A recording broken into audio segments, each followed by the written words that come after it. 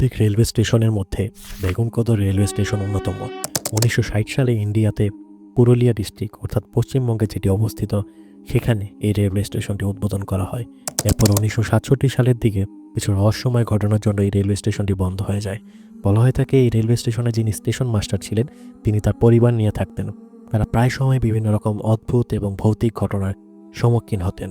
এ ধরনের সমস্যার কারণে তারা যখন এই জায়গা থেকে অন্য জায়গায় শিফট হতে চায় এবং কর্তৃপক্ষকে জানায়, তারা ওরকমভাবে এই বিষয়টাকে গুরুত্ব দেয় না। কিন্তু তার ঠিক কিছুদিন পর রহস্যময়ভাবে সেই স্টেশন মাস্টার এবং তার পরিবারের লোকজনকে মৃত অবস্থায় পাওয়া যায়।